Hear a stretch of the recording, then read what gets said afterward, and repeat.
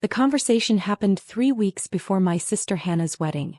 I was at my parents' house for Sunday dinner. My 7-year-old son Tyler was in the living room arranging his toy cars in perfect lines on the carpet. "We need to talk about the wedding," Mom said, setting down her coffee cup with that firmness that meant the decision had already been made. I kept my face neutral. "Okay. Hannah wants her day to be perfect," Dad added, glancing toward the living room where Tyler hummed softly.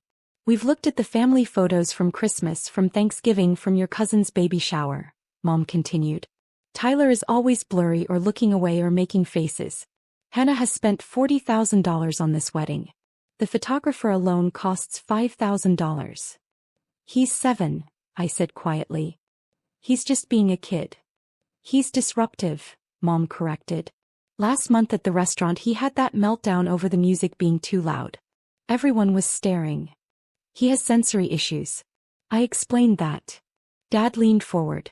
"Jennifer, we love Tyler. You know we do. But this is Hannah's special day. She deserves photos she'll actually want to look at. Maybe it's better if you just skip this one." The words hung in the air. "Skip your own sister's wedding because your autistic son might not photograph well enough. We'll still list you in the program as family," Mom added as if that were some generous consolation. "And we'll send you photos afterward. But Hannah really wants everything to be Instagram perfect, and Tyler just doesn't fit that vision." I looked at both of them, my parents whom I'd supported in ways they didn't even know about. I thought about the automatic payment I'd set up 6 years ago, the one that quietly left my account every month. The one they'd never questioned, never thanked me for because they didn't know it existed. "I understand," I said simply. "You're not upset?" Mom seemed surprised. "It's Hannah's day. She should have what she wants." Relief washed over their faces. They'd expected a fight, tears, arguments about discrimination and family values. Instead, I gathered Tyler's toys, helped him into his jacket, and drove home. That night, I sat at my kitchen table with my laptop open. Tyler was asleep upstairs, exhausted from a full day. I logged into my banking portal and found the automatic payment I'd established in 2018. It started after Dad's business failed. They'd lost their main income stream and suddenly their comfortable retirement looked shaky. The house they'd owned for 30 years had a reverse mortgage they were struggling to maintain. Property insurance, homeowners insurance, the umbrella policy that protected their assets. All of it was at risk.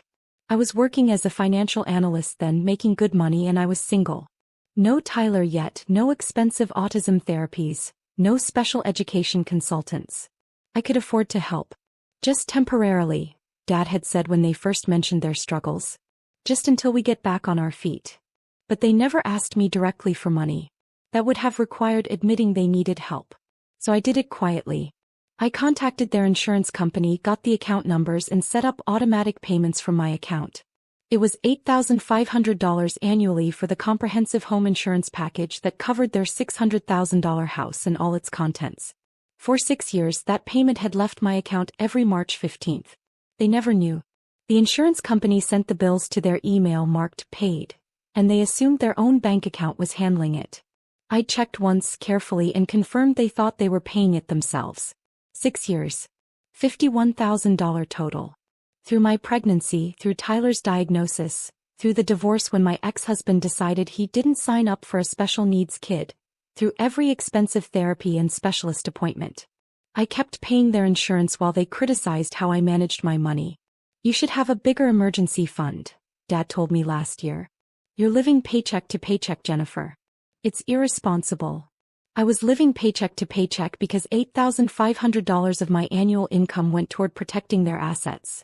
Assets they'd now made clear didn't need to include my son in family memories. I clicked on the automatic payment and canceled it. The next payment was due March 15th, which was in 10 days, right in the middle of wedding week. For the next 3 weeks I kept my distance. Hannah called twice about wedding details, never mentioning that I wasn't invited. Mom texted about arrangements, excluding me from the family table layouts. I took Tyler to his occupational therapy. We practiced social stories about weddings he would never attend. We went to the park, the library, and his favorite pizza place. March 15th arrived. It was a Saturday. Hannah's wedding was scheduled for 4 p.m. at the Crystal Gardens venue, A place so expensive they required a $10,000 deposit just to book it. I took Tyler to the aquarium instead. He loves the jellyfish tank, the way they pulse and float in their rhythmic patterns. We spent 2 hours there and he was perfectly content. My phone started buzzing around 3:30 p.m. The first call was from Mom. I let it go to voicemail. The second call 3 minutes later was also Mom. Voicemail. Then Dad called.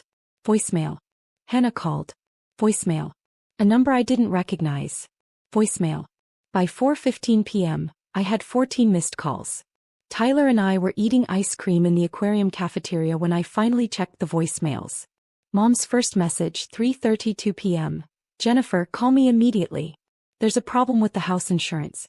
They're saying we don't have coverage. There must be a mistake. Call me back. Dad's message, 3:41 p.m. The insurance company says our policy lapsed. We're trying to fix this, but they're saying the last payment was March 15, 2024. That's a year ago. Jennifer, do you know anything about this? Call us back right now. The unknown number, 3:47 p.m., was from the insurance company representative. This message is for Mr. and Mrs. Peterson.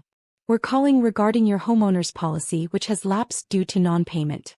We show the last payment was received in March 2024. Your current coverage is terminated. Please contact us immediately to discuss reinstatement options. Hannah's message for 02 p.m. was barely coherent. What did you do? Mom and Dad are freaking out. They're saying something about insurance you were paying? During my wedding, Jennifer? Really? You're doing this during my wedding. I finished my ice cream. Tyler was drawing on his paper placemat, creating elaborate patterns with the crayons the cafeteria provided. At 5 p.m. I called Mom back. Jennifer. She was breathless and I could hear wedding music and chatter in the background. What is going on? The insurance company says you were paying our home insurance? For 6 years. Yes, I said simply. Why would you? We never asked you to. I know. And you just stopped? Without telling us. Yes. There was a long pause. I could hear Dad's voice in the background, sharp and angry. Jennifer, the house is uninsured. Do you understand what that means?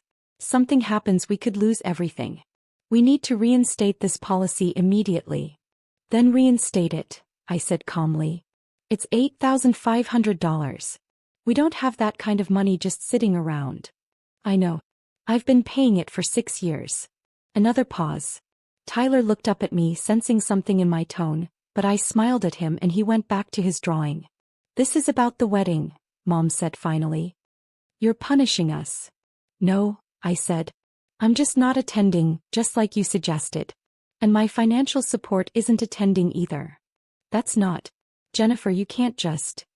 I can, I interrupted, still calm. I have been for 6 years. While you told me I was irresponsible with money.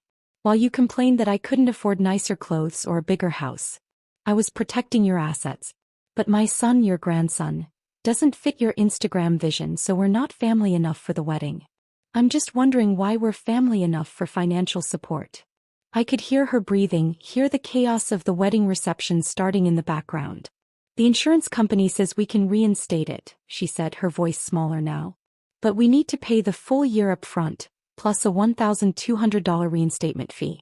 That's almost $10,000. That's expensive, I agreed. Jennifer, please. We can't afford this right now. Your father's retirement account is protected by the umbrella policy, which I also stopped paying for. That was another $2,300 annually. The silence stretched for almost 30 seconds. You've been paying. She couldn't finish the sentence. $10,800 every year. For 6 years. That's $64,800 total. While raising Tyler alone. While paying for therapies insurance doesn't cover. While you lectured me about financial responsibility. We didn't know, she whispered. You didn't ask, I corrected. When your bills showed up marked paid, you just assumed. You never wondered how you were managing it on Dad's reduced retirement income. Dad's voice came on the line. He must have taken the phone. Jennifer, we need to fix this. Let's talk about this rationally. I am being rational, I said. I'm making rational financial decisions about where my money goes. And it's not going to people who think my son ruins photographs. We never said he ruins. Mom's exact words were, Your autistic son ruins all our photos. 3 weeks ago. In your kitchen. He was quiet. Here's what's going to happen, I continued, my voice still level. You're going to figure out your own insurance. You're going to pay your own bills. And you're going to decide whether Tyler and I are actually family or just inconvenient people who don't photograph well. Jennifer, that's not fair. You excluded a 7-year-old child from a family wedding because he has autism. You tell me what's fair. I hung up. Tyler and I spent the rest of the evening at home. We built a blanket fort and watched his favorite movie about trains. He fell asleep happy, unaware that his grandmother's perfect wedding had been derailed by insurance revelations. My phone kept ringing. I turned it off. The next morning I had 47 text messages and 19 voicemails. I read through them while Tyler ate his carefully arranged breakfast, each food group in its own section of the plate. Hannah, you ruined my wedding. Everyone was talking about the insurance thing instead of celebrating me. How could you? Dad, we need to discuss this like adults. Call me.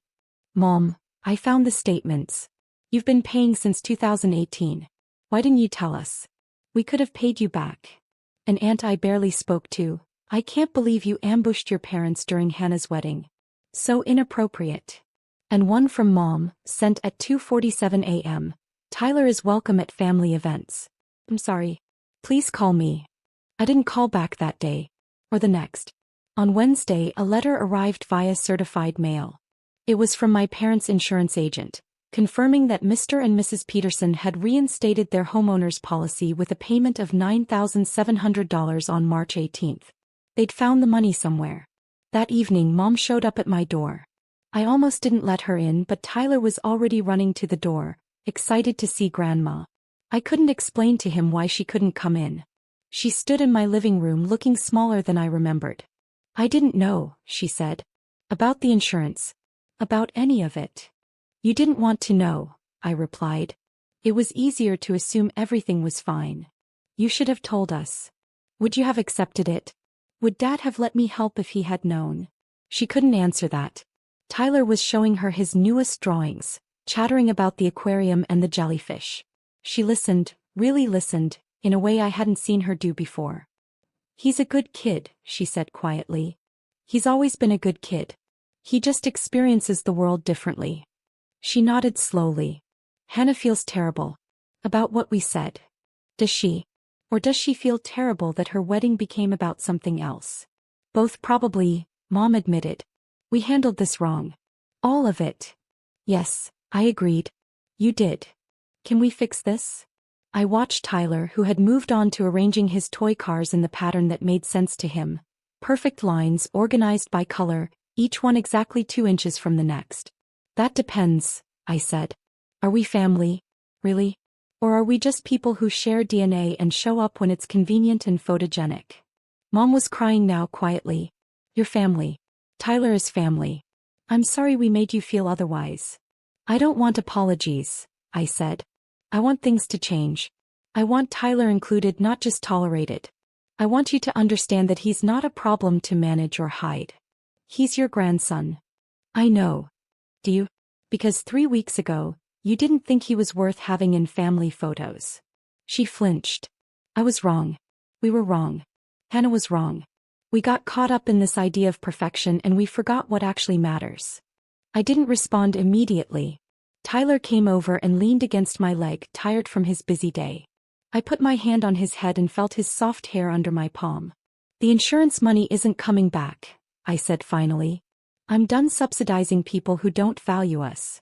I understand. And if there's ever another family event where Tyler isn't welcomed, where we're asked to stay home or hide, we're done. Completely. There won't be, she said firmly. I promise you, Jennifer. There won't be. I wanted to believe her. I wasn't sure I did yet. We'll see, I said. She left shortly after, hugging Tyler goodbye and squeezing my hand in a way that felt like both an apology and a plea. That night, after Tyler was asleep, I sat with my laptop and looked at my bank account. An extra $10,800 annually would make a difference. Real therapy for Tyler, not just the basics insurance covered. Maybe a proper vacation somewhere he'd enjoy. Maybe just breathing room in a budget that had been tight for too long. My phone buzzed.